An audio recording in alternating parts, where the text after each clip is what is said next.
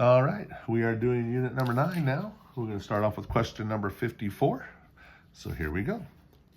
So on this question, we're talking about, they want us to determine the perimeter and the area of a polygon with the vertices shown below. Now they do give us multiple choices down here. So our areas are either going to be 60 or 30, and our perimeters are going to be multiples. It's going to be 37.6, 25.6, or 15.6.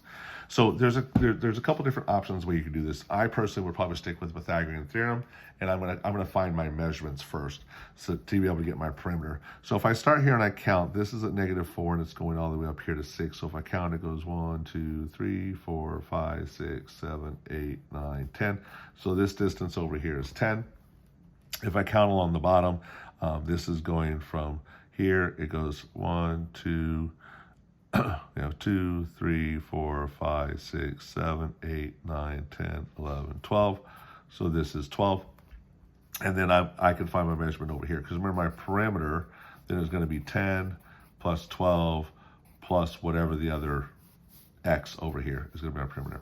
Now to solve x, I would go 10 squared plus 12 squared equals x squared using Pythagorean theorem. That's 100 plus 144 equals x squared. That's 244 equals x squared. I square root, and I get x equals 15.6. So this is 15.6. So I would add that here to the 15.6. I add those all together, I get 37.6. So at this point, I know my perimeter is 37.6.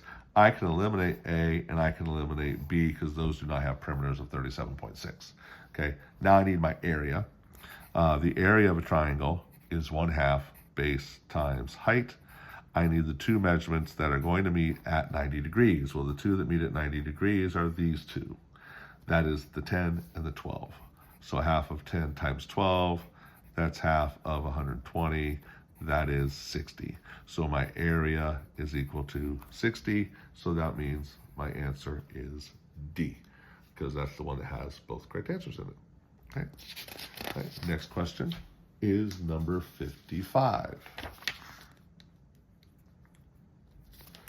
Okay, so for question 55, we have the equation of a circle, right? And they want us to find the center. We had 36, they want to know what is the center. So you'll remember that our equation goes, the formula for the center of a circle goes like this. It goes x minus h squared plus y minus k squared equals r squared, right?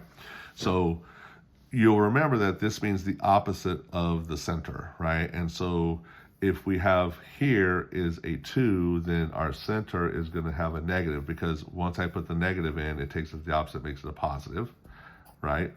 And then if this is a -7, I would have a +7. So when I put it in, it gives me a -7. So my center is going to be at -2, +7 is right there. Then this value right here is our radius has been squared. So if the radius squared is 36, because that's what this number is, then if I square root that, my radius is going to be 6. So my radius is 6. So you may remember that the way we did this was you just take the opposite of these two, that's the center, square root this, that gives you the radius. If they gave me this, right, then I would say, oh, okay, so when I put it in the equation, this becomes a +2, this becomes a -7, and I would square that, and that would give me the number there, okay? So that's question number 55. It's question number 56. So for question 56, you'll remember we have to do what is called that completing the square, right? So the way that works is we do the following, right? So we're going to go, we're going to put our x's together, we're going to put our y's together, and we're going to put in that blank. So it's going to go x squared minus 8x plus blank plus y squared plus 6y plus blank. And then we move the 21 over. We wanted to get rid of it earlier, is going to equal -21, right? Because we want to get over on the other side. So this is how we start this off, get the 21 over away from it, get our x's, get our y's together.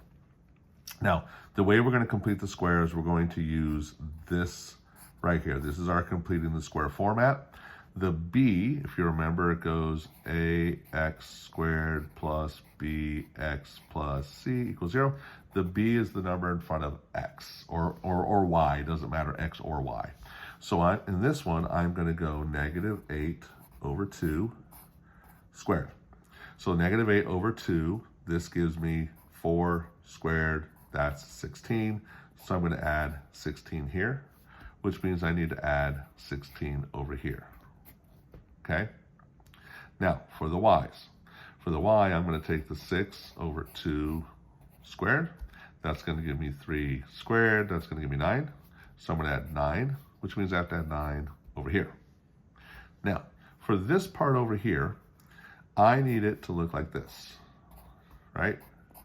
And the number that's going to go in here is going to actually be the number I got right here when I took half of the negative 8.